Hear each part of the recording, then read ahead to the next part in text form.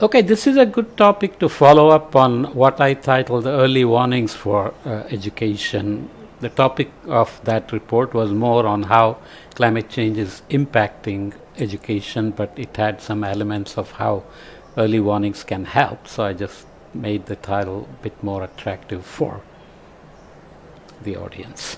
So this one is more about climate change education and what are the curricular considerations and how to make it resilient to vagaries of changing curricula, as well as essentially how to make lower level educations, primary, secondary, tertiary, be more action oriented to train people to act for people, for the planet, and so on. So it's a tall order, but I will briefly go through this nice report. It's a long report. You should read it if you are interested in further details.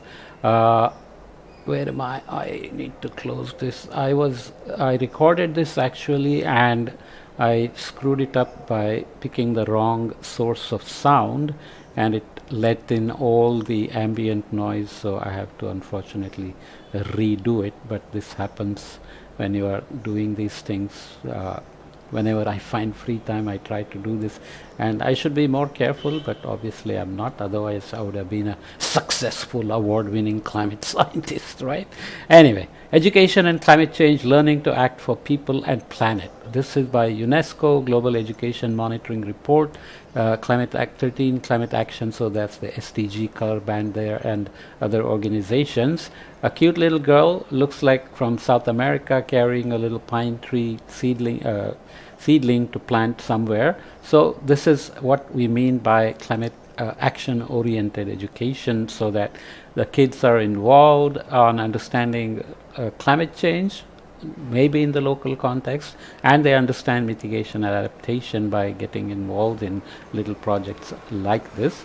So can you train them to be ambassadors of action as they grow up and go to higher education and leave campus in the end, and so on, or leave earlier based on the socio-economic backgrounds? I'll read the short summary and then we'll run through some nice figures and read the recommendations at the end. I'm going to be very brief, okay? How can education lead to climate change action? Despite strong evidence on the impact of education on other development outcomes and the role it plays in developing professional capacity for sustainable development transitions, education is often absent from other sectors' strategic policy planning and financing considerations. The Global Education Monitoring Report is introducing a new series to advance dialogue on the interrelationship of education with other sustainable development goals. Okay, so I will not read on the details. This is a series of reports. We are reading one of them. I already did the other one in the previous podcast. Only 7% of references to climate change in primary education in the UNFCCC country submissions focused on social and emotional learning. United Nations Framework Convention on Climate Change is coordinating all the global negotiations, and of course UNESCO is the United Nations educational, scientific and cultural organization. So there is a positive association between education attainment and unsustainable consumption levels, as well as inconclusiveness of much research on the direct impact of education on climate change adaptation and mitigation actions, and this has in part contributed to education receiving low priority in global and national climate change agendas. Life is complicated. Getting a good education and a good job may make you feel immune to climate change, and you think it's not your problem, and maybe there is an extrinsic versus intrinsic quality where some people always care about the environment, some people focus on image, power, etc., etc. It's complicated. This paper argues that climate change education needs to adapt to fulfill its potential to create ambassadors for action. Education paradigm cannot rely solely on knowledge transfer, but needs to focus on social and emotional and action-oriented learning. So lots of good things, a lot of efforts. Let's read off the key messages. The education's role in combating climate change is not given the space it deserves in international agendas. Curriculum content needs to be monitored to better understand country efforts on climate change education. Climate change curriculum content is not balanced. So about 50% of the maximum possible score was reached by 76 countries analyzed in terms of green curriculum content across grades 3, 6 and 9. Okay? Education systems tend to focus on imparting climate change knowledge but not necessarily on what to do with that. So action-based education is needed. A higher level of education tends to be associated with a higher probability to engage in adaptation actions.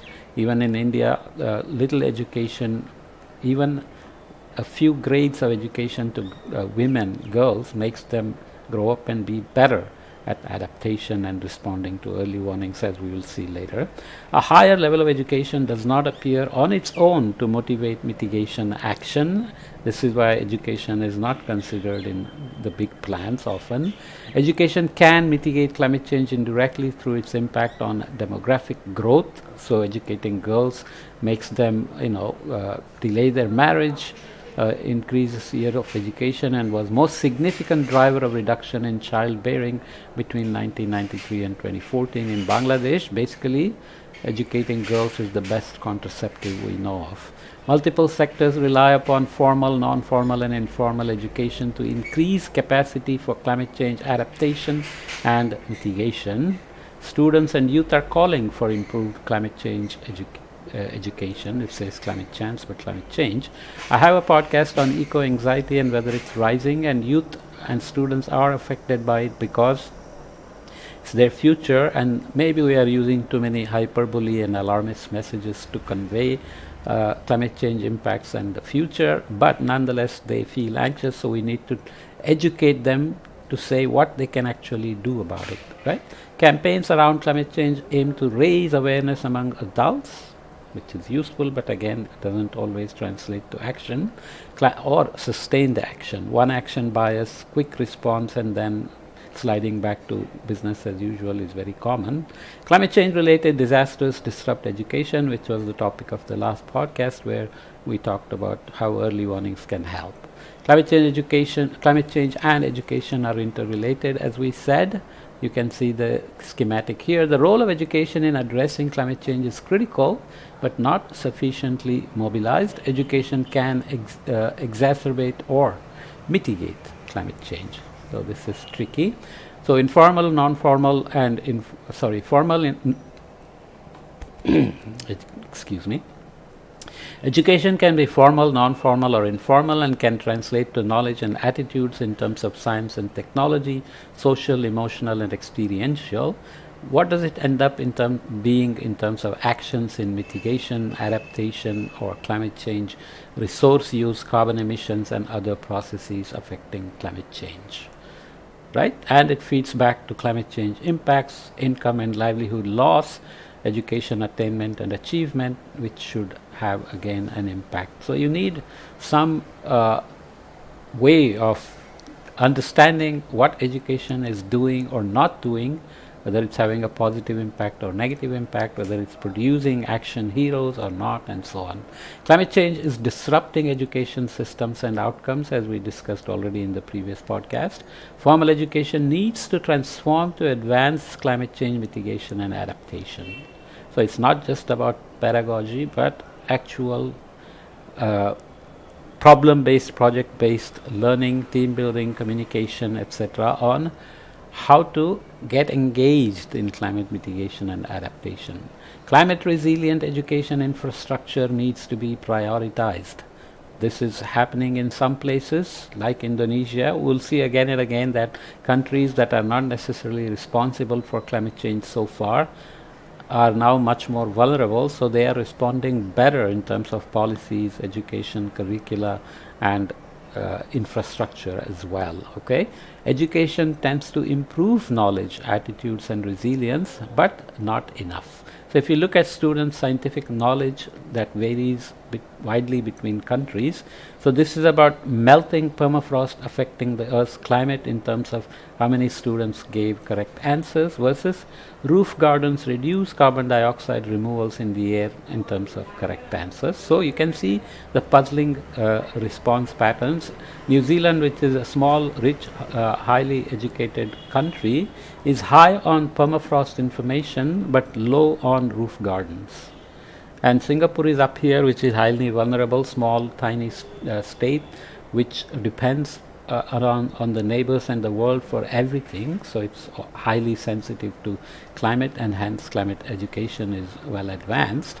Whereas the average is somewhere here, 50-50, that people who give correct answers to melting permafrost impact on climate change and roof gardens on climate change is not as high as you would like, and Lebanon sits here, South Africa. So without going into details, you know that education is not working very well in terms of practical information as opposed to just pedagogical information. IPCC report, CO2 is increasing, extremes are increasing, but what is happening in your backyard, that may be missing. Most students are taught about climate change in schools, but their scientific knowledge varies. Again, we are looking at students who reported that looking after the environment was personally important to them versus students whose school principals reported formal curriculum for climate change and global warming. So the relation between education and interest in getting engaged is not very high in terms of correlation. It's fairly flat. You would want increased principals, curricula, report on curricular engagement in climate change and global warming should increase students who are interested in getting personally involved. So, Romania is high here but low on this one, Belarus is high here but low on this one, and so on and so forth. Most students are taught about climate change in schools in richer countries, but their scientific knowledge and concern for the environment vary. They may be rich who think they are not vulnerable, or they are poor but they think they really are going to do something about it. So again, personally important versus principals who reported on formal curriculum,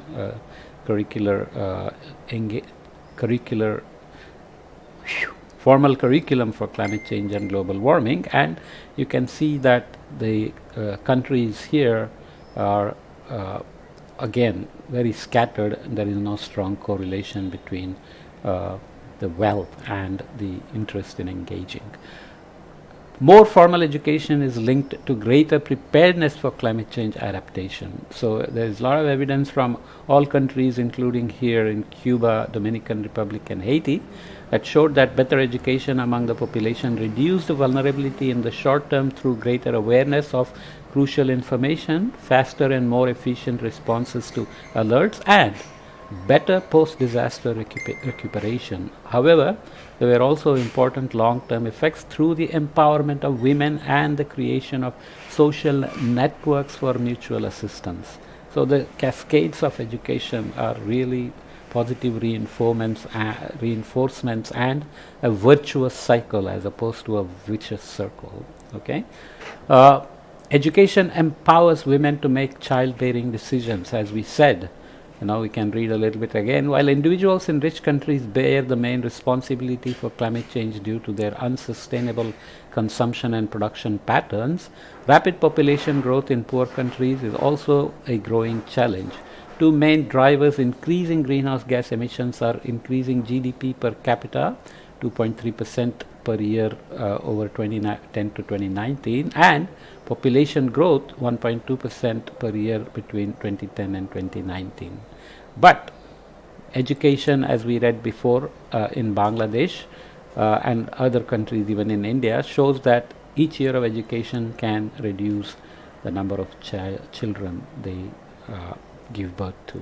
Okay, and fertility rates are tremendously low now in many states in India. They are below replacement, so India will hit peak population soon. China has already done so. Many countries are trying to pay women to have kids, but they are just not going to do that just because you pay them money. They have other things to worry about, right? Like having fewer kids and giving them more wealth, which can lead to increased consumption and bad for global warming. So it's complicated. People tend to believe that climate change will cause a greater deal of harm to future generations than to themselves. So here people thinking about climate change impacts on themselves or on future generations. Some countries are low here, Yemen, Haiti, Indonesia and so on. US is here at about 50%, but poorer countries like Mexico, Chile, Costa Rica, Portugal, Hungary, well, Portugal is not poor, but nonetheless they are high on understanding that climate change will cause a great deal of harm to future generations. The white circles are agreed with it will cause a great deal harm to me personally. So are you worrying about yourself or also about the future? So you can see how the jump is different in different countries. Okay, integration of climate change content in national curricula policy is higher among more vulnerable countries. Okay, so indicator of climate change integration in national curriculum framework and greenhouse gas emissions per person. Countries who are poor have lower emission, even though Saudi Arabia has got fairly high per capita emission, but their indicator in curricula is low. So again, poor countries are feeling vulnerable and doing something about it, even in education infrastructure, curricula and so on. Action-oriented pedagogy is needed. There are many incentives that are working. Education or knowledge is only one aspect of motivating behavioral change. Obviously, as we said, rich countries may be getting good education on climate change, but they are not necessarily worrying about the environment or future generations. In 2022, the Intergovernmental Panel for Climate Change concluded that behavioral interventions could increase the efficacy of subsidies and taxes.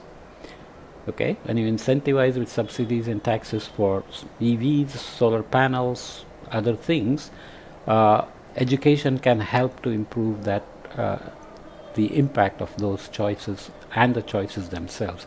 In their recommendations on decarbonization, the science academies of G7 countries urged governments to strengthen climate literacy and citizen involvement and to promote behavior-oriented science to support transformative social innovations and increase support for technologies, policies and routines for carbon neutral lifestyle. So it's a long story in terms of behavioral changes, because we have so many calculations to make about ourselves, about our kids, and even if we worry about our kids' future, it's about providing them wealth and not necessarily saving the environment for their future. So it's very complicated.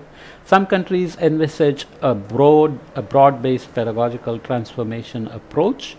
Of course, there are poorer countries, developing countries like Cambodia, but also rich countries like Finland, vulnerable countries like Mexico, Rwanda and so on, who are worrying about this broad-based pedagogical transformation approach. Experiential knowledge, experiencing disasters, extreme events helps to think about these things. I have a podcast on how adversities repeating themselves in the past helped humans become more resistant and resilient. So that still works at some level, but some people pay a heavy price.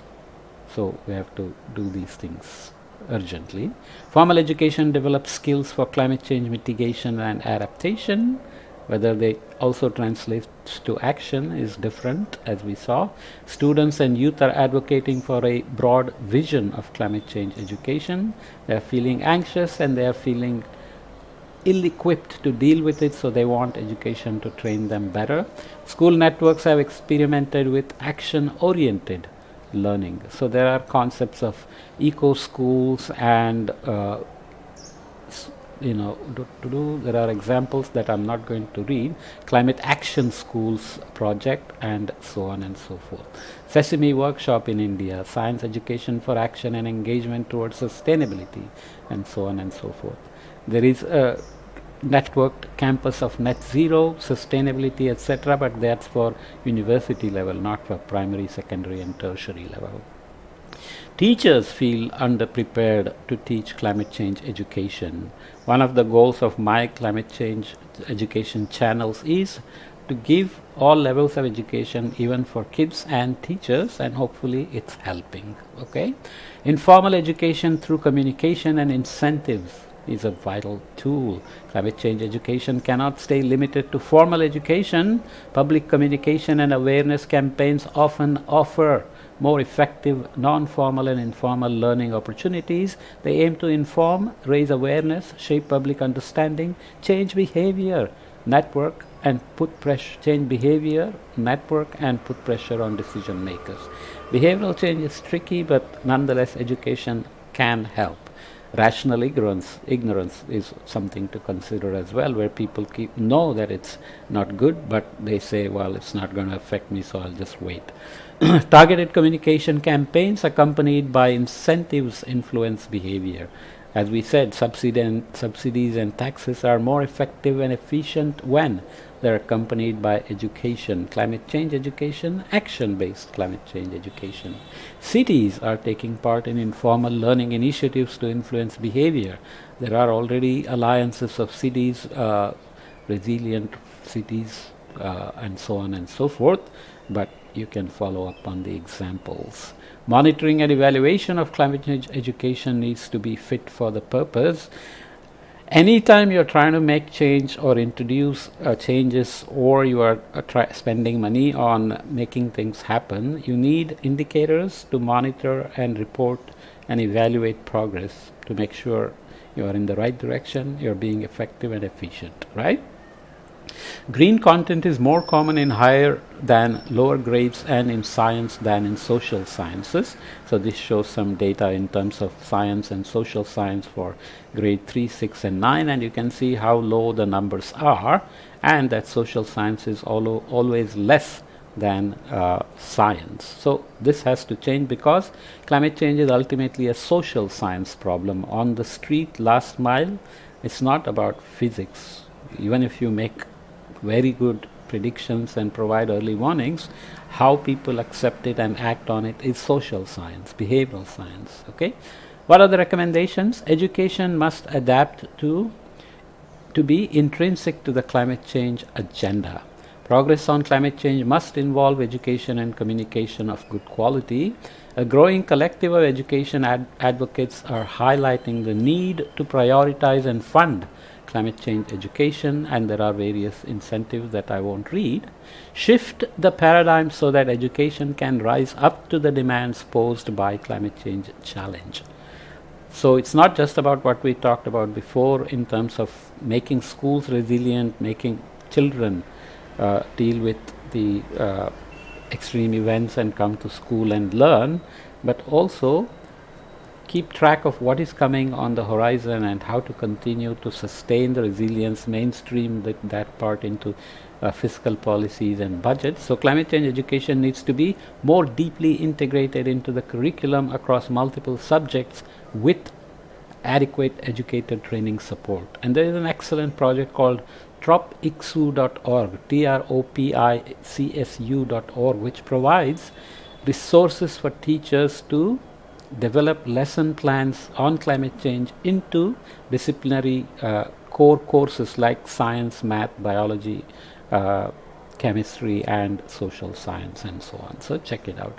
Recognize education for its role in developing mitigation and adaptation solutions to climate change challenges. So include investment in education under climate finance programs. Climate finances have a tunnel vision on mitigation, sometimes adaptation, sometimes they are conflated with development projects, and they are not necessarily working so well right now in terms of rich countries helping the poor countries who don't have the ability or the capacity to adapt and mitigate. So education then falls to a lower priority, which has to change.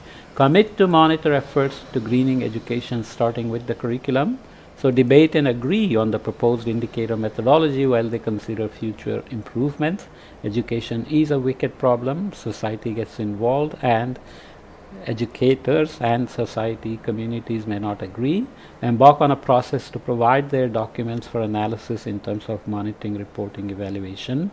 Consider setting national targets on the agreed indicator for 2030 so that you are sure to to be on the right track and spending money in the right way and making progress. Okay, hopefully this recording is clean and nothing is wrong, because again, last time I talked for 26 minutes and the recording turned out to be a little corrupt. It was clear enough, but I hated the buzzing noise of the fans. It's hot, but this will be hopefully clean. See you in the next topic, which should be, let me see if I can give you a quick hint on that, which will be climate services for farmers at multi-decadal timescales, which is about adaptation of crops, planning for the future. Okay, see you.